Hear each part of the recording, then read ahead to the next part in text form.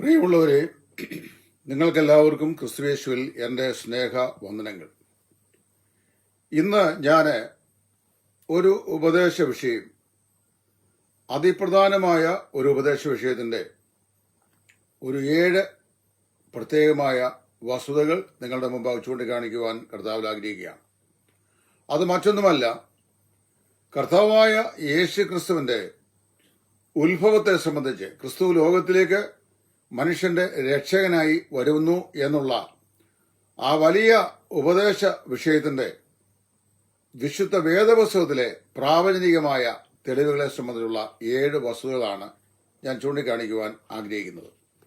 ഈ ലോകത്തിൽ ഇന്ന് വരെ ജനിച്ച് ജീവിച്ച് മഹാന്മാരായി തീർന്ന് മരിച്ച് മൺമറഞ്ഞിട്ടുള്ള ലക്ഷോലക്ഷം ആളുകൾ, രാഷ്ട്രീയ മണ്ഡലം, താത്വിക മണ്ഡലം, സാംസ്കാരിക മണ്ഡലം, വിദ്യാഭ്യാസ മണ്ഡലം, സാമൂഹിക പരിഷ്കർത്തന മണ്ഡലം, ഇങ്ങനെ എല്ലാ മണ്ഡലങ്ങളും ഉണ്ടായിട്ടുണ്ട്.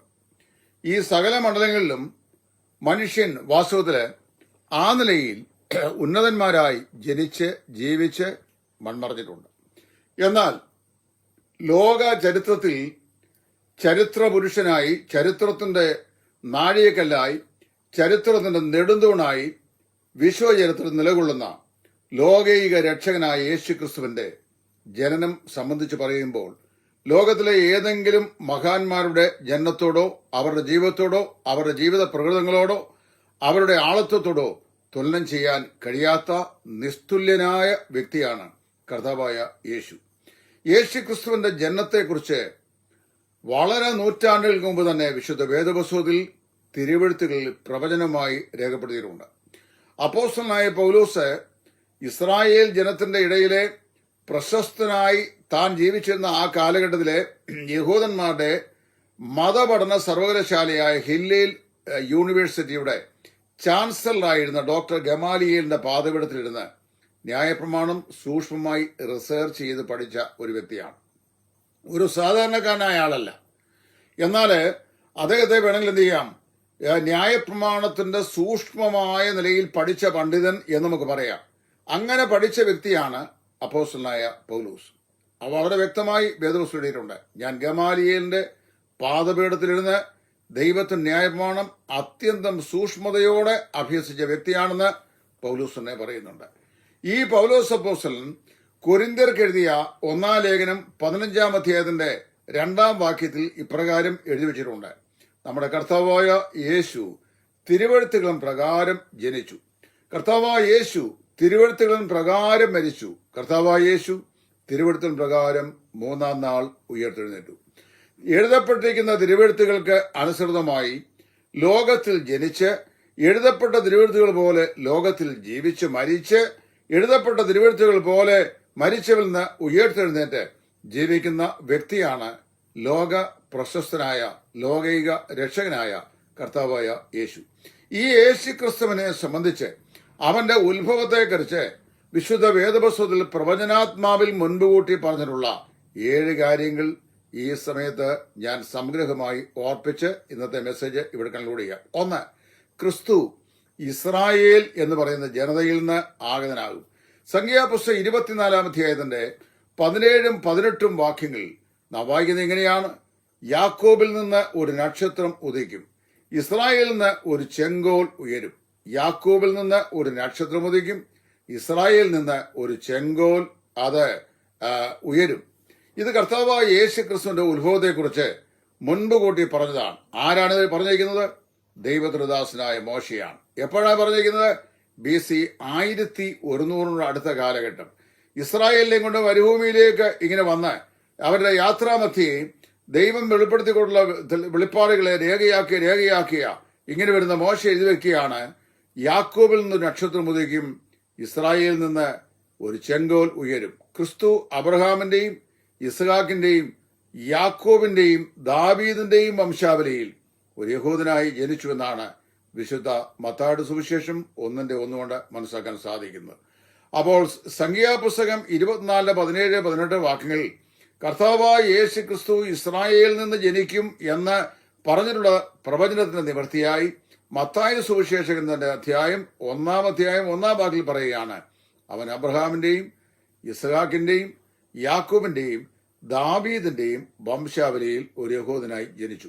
2, ക്രിസ്തു ജനിക്കേണ്ടത് യഹൂദ ഗോത്രത്തിൽ ദാവീദിന്റെ സന്തതിയായിട്ടാണ്.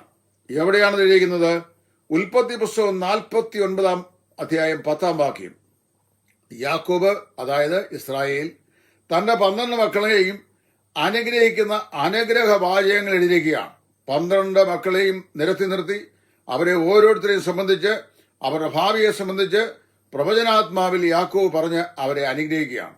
അനുഗ്രഹിക്കുമ്പോൾ പറയുകയാണ്, അവകാശമുള്ളവൻ വരുവോളം രാജചെങ്കോൽ യഹൂദയിൽ നിന്നും അവന്റെ കാലുകൾക്ക് ഇടയിൽ നിന്നും നീങ്ങി പോകുകയില്ല എന്നാണ്. Until the Shiloh comes the sceptre shall not be taken away between his thigh എന്നാണ് ഇംഗ്ലീഷ് ചെയ്യുന്നത്.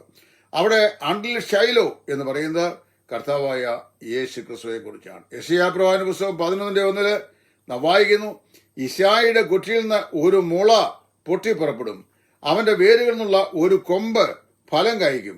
ഈ പ്രവചനങ്ങൾ നമ്മുടെ കർത്താവായ യേശു ക്രിസ്തുവിൽ ചരിത്രത്തിൽ നിവർത്തിക്കപ്പെട്ടതായി നാം വായിക്കുന്നു. യേശു ക്രിസ്തു ജനിച്ചത് ഇസ്രായേലിന്റെ 12 മക്കളിൽ ഒരുവനാകുന്ന യഹൂദയുടെ തലമുറയിൽ, യഹൂദ ഗോത്രത്തിൽ ദാവീദിന്റെ വംശാവലിയിലാണ്. ലൂക്കോസ് 1:31 മുതൽ 33 വരെയുള്ള വാക്യങ്ങളിൽ ഈ പ്രവചന നിവർത്തി പരിശുദ്ധാത്മാവ് രേഖപ്പെടുത്തിയിട്ടുണ്ട്.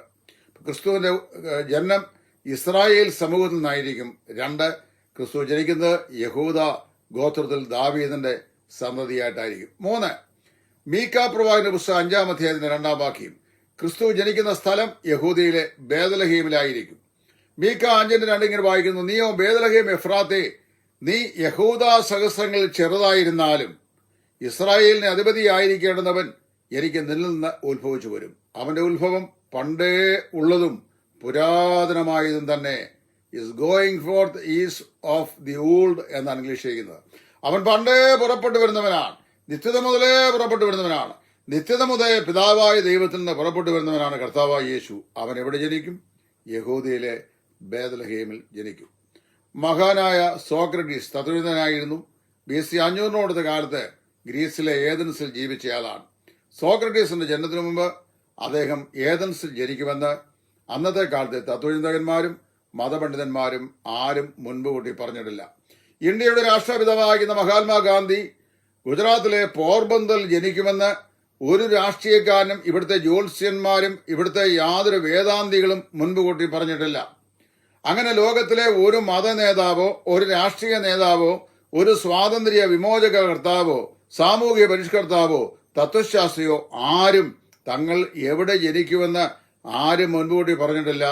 കർത്താവായ യേശു ക്രിസ്തുവിനെ കുറിച്ച് പറയുമ്പോൾ ഏതാണ്ട് BC 400-നും 350-നും ഇടയ്ക്ക് പ്രവചിച്ച മീക്ക പ്രവാചകൻ തന്റെ പ്രവാചക പുസ്തകം 5 അധ്യായത്തിന്റെ 2 വാക്യത്തിൽ വിളിച്ചു പറയുകയാണ്, നീ ബേത്ലഹേം എഫ്രയത്തെ, നീ യഹൂദ പ്രഭുക്കന്മാർ സഹസ്രങ്ങളിൽ ചെറുതായിരുന്നാലും നിനക്ക് അധിപതിയായിരിക്കുന്നവൻ എനിക്ക് നിന്നിൽ നിന്ന് ഉത്ഭവിച്ചു വരും. അവന്റെ ഉത്ഭവം പണ്ടേ ഉള്ളതും പുരാതനവും തന്നെ. ലൂക്കോസ് 2:4 മുതൽ 7 വാക്കിൽ വായിക്കുമ്പോൾ യേശു ക്രിസ്തു യഹൂദയിലെ ബേത്ലഹേമിൽ ജനിച്ചു എന്നാണ് വായിക്കുന്നത്. യേശു യഹൂദയിലെ ബേത്ലഹേമിൽ ജനിച്ചു എന്ന് പറഞ്ഞപ്പോൾ ഹെരോദാവ് വിഹ്വലനായി അദ്ദേഹം ശാസ്ത്രിമാരെ വിളിച്ച് കൊട്ടാരത്തിൽ വരുത്തി മെസ്സിയ ജനിക്കുന്നത്, ക്രിസ്തു ജനിക്കുന്നത് എവിടെയെന്ന് ചോദിച്ചു. അവർ ന്യായപ്രമാണം സൂക്ഷ്മമായി അന്വേഷിക്കുന്നവരാണ്. അവർ പറഞ്ഞു, അവൻ ജനിക്കുന്നത് യഹൂദയിലെ ബേത്ലഹേമാണ്. ക്രിസ്തു ബേത്ലഹേമിൽ ജനിച്ചു. അവന്റെ ജന്മസ്ഥലം മുൻപ് കൂട്ടി പ്രവചിച്ചിരുന്നു. 4, യേശു കന്യകയുടെ സുതനായി ജനിക്കും. അതായത് പുരുഷബന്ധം കൂടാതെ വിവാഹപ്രായമായ ഒരു കന്യക, പുരുഷൻ സ്പർശിക്കാത്ത ഒരു സ്ത്രീയിൽ നിന്ന് യേശു ഭൂജാതനാകും എന്നാണ് പ്രവചനം. എവിടെയാണ് എഴുതിയിരിക്കുന്നത്? യെശയ്യാ പ്രവാചകന്റെ പുസ്തകം 7:14. കന്യക ഗർഭിണിയായി ഒരു മകനെ പ്രസവിക്കും, അവന് ഇമ്മാനുവേൽ എന്ന് പേർ വിളിക്കപ്പെടും. അവിടെ കന്യക ഗർഭിണിയായി ഒരു മകനെ പ്രസവിക്കും എന്ന് പ്രവാചകൻ ആഹാസ് രാജാവിന് അടയാളമായി പറയുകയാണ്. തനിക്ക് വിരോധമായി വരുന്ന ദമേശക്കും രസീനും 2 രാജാക്കന്മാരും രാജ്യങ്ങളും, ആ രാജ്യങ്ങൾ ഇസ്രായേലിനെ ആക്രമിക്കുകയില്ല, യഹൂദയെ ആക്രമിക്കുകയില്ല, അതിനെ തകിടം മറിക്കുകയില്ല എന്നതിലേക്ക് സ്വർഗത്തിലെ ദൈവം യെശയ്യാ പ്രവാചകൻ മുഖാന്തരം ആഹാസ് രാജാവിനുള്ള അടയാളമാണ്. Now the virgin shall be found with a child whose name shall be called Emmanuel. That means God with us. കന്യക ഗർഭിണിയായി ഒരു മകനെ പ്രസവിക്കും, അവന് ഇമ്മാനുവേൽ എന്ന് പേർ വിളിക്കും. മത്തായി 1:18, 22, 23 വാക്യങ്ങളിൽ ഈ പ്രവചനം നിവൃത്തിയായി ക്രിസ്തു കന്യകയുടെ സുതനായി ഈ ഭൂമിയിൽ ജനിച്ചു. പുരുഷ ബന്ധമില്ലാതെ ജനിച്ചു. മത്തായി പറയുമ്പോൾ യോസേപ്പ് എന്ന് പറയുന്ന യഹൂദ ഗോത്രത്തിൽപ്പെട്ട ഒരു യുവാവിന് വേണ്ടി മറിയ എന്ന് പറയുന്ന ഒരു യുവതിയെ, കന്യകയായ യുവതിയെ വിവാഹം നിശ്ചയം ചെയ്തിരുന്നു. അവർ കൂടി വരും മുമ്പേ എന്ന് പറഞ്ഞാൽ before they were coming together in married life അവൾ ഗർഭിണിയായി, പരിശുദ്ധാത്മാവിനാൽ ഗർഭിണിയായി. അവൻ കന്യകാസുതനായി ഭൂമിയിൽ ജനിച്ചു. 5, ക്രിസ്തുവിന്റെ ആഗമന സമയം കൃത്യമായി പറഞ്ഞിട്ടുണ്ട്. ഏത് സമയത്താണ് യേശു ജനിക്കുന്നത്? അതായത് റോമാ സാമ്രാജ്യം, പിന്നെ അതുപോലെ തന്നെ ലോകത്തിലെ ബാബിലോൺ സാമ്രാജ്യം, മേദോ പെർസ്യ സാമ്രാജ്യം, അതുപോലെ അസീറിയൻ സാമ്രാജ്യം, ലോകത്തിലെ തത്വശാസ്ത്ര മണ്ഡലം, മതമണ്ഡലം, സാംസ്കാരിക മണ്ഡലം എല്ലാം വിമോചകനായ പൂർണ്ണതയുള്ള ഒരു മനുഷ്യന്റെ ആഗമനത്തിന് വേണ്ടി കാത്തിരിക്കുകയും ഒരു ലോകൈക വീണ്ടെടുപ്പുകാരനെ ലഭിക്കുന്നുള്ള പ്രതീക്ഷ കൈവിടാതെ കാത്തിരിക്കുകയും ചെയ്ത നാളുകളിൽ നമ്മൾ വായിക്കുന്നു ക്രിസ്തു എപ്പോഴാണ് വെളിപ്പെടുന്നത്. മുൻകൂട്ടി പറഞ്ഞു. ആരുടെയെങ്കിലും ജനനത്തെക്കുറിച്ച് കൃത്യമായി സമയം രേഖപ്പെടുത്തിയിട്ടുണ്ടോ? ഇന്ന ആണ്ട് ഇത്രാ മാസം ഇത്രാം തീയതി ഇന്ന സമയത്ത് ഇന്നയാൾ ജനിക്കുമെന്നില്ല. എന്നാൽ ക്രിസ്തുവിനെ കുറിച്ച് പറയുന്നത് അവന്റെ ആഗമന സമയം കൃത്യമായി പറഞ്ഞിട്ടുണ്ട്. ദാനിയേൽ 9:24 മുതൽ 26 വരെയുള്ള വാക്യങ്ങൾ. ബാബേൽ പ്രവാസത്തിലേക്ക് പോയ ഇസ്രായേൽ ജനത്തിന്റെ ബാബേൽ പ്രവാസ കാലഘട്ടം എത്രയായിരിക്കും? യെരൂശലേമിലേക്ക് മടങ്ങി വരുവാൻ അവർക്ക് സാധിക്കുമോ? ഈ ജനത്തിന്റെ ഭാവി എന്തായിരിക്കും എന്നോർത്ത് വളരെ ചിന്താഭാരമുള്ളവനായി ശൂഷൻ രാജധാനിയിൽ കഴിയുന്നു പ്രവാചകനായ ദാനിയേൽ. അപ്പോൾ ദൈവത്തിന്റെ ദൂതനായിരിക്കുന്ന ഗബ്രിയേൽ മുഖാന്തരം പരിശുദ്ധനായ ദൈവം തമ്പുരാൻ ഗബ്രിയേൽ എന്ന് പറയുന്ന പ്രധാന ദൂതന്റെ കൈവശം ഇസ്രായേലിന്റെ ഭാവി കാര്യ പരിപാടികളെ സംബന്ധിച്ചുള്ള ഒരു കാലക്കണക്ക് എഴുതി ഈ പ്രവാചകനായ ദാനിയേലിനെ കൊടുക്കാൻ വേണ്ടി അവനെ പറഞ്ഞയച്ചു. അവൻ പറയാണ്, അതിക്രമത്തെ തടസ്സം ചെയ്ത് പാപങ്ങളെ മുദ്രയിടുവാനും അകൃത്യത്തിന് പ്രായശ്ചിത്തം വരുത്തുവാനും അതുപോലെ നിത്യനീതി വരുത്തുവാനും ദർശനവും പ്രവചനവും മുദ്രയിടുവാനും 70 ആഴ്ചവട്ടം നിയമിച്ചിരിക്കുന്നു. 62 ആഴ്ചവട്ടം കഴിഞ്ഞിട്ട് അഭിഷക്തൻ ഛേദിക്കപ്പെടും. നിശ്ചയിക്കപ്പെട്ട സമയത്ത് ക്രിസ്തു ക്രൂശനായി. അതായത് 62 ആഴ്ചകൾ കൊണ്ട് യെരുശലേമിനെ യഥാസ്ഥാനത്താക്കി പണിയുവാൻ കൽപ്പന പുറപ്പെട്ടതു മുതൽ അഭിഷക്തനായ പ്രഭുവിന്റെ ഛേദനം, അഭിഷക്തൻ എന്ന് ക്രിസ്തുവിന്റെ ക്രൂശിലെ മരണം വരെ 69 ആഴ്ചവട്ടം, അതായത് 473 സംവത്സരങ്ങൾ. ഇത് പ്രാവചനികമായ സംവത്സരങ്ങളാണ്. 70 ആഴ്ചവട്ടങ്ങളുടെ പ്രവചനമാണ് ലഭിക്കുന്നത്. ഒരാഴ്ചവട്ടം എന്ന് പറയുന്നത് 7 വർഷങ്ങൾ കൂടുന്നതാണ്. 70 ആഴ്ചവട്ടം സമയം 490 വർഷം.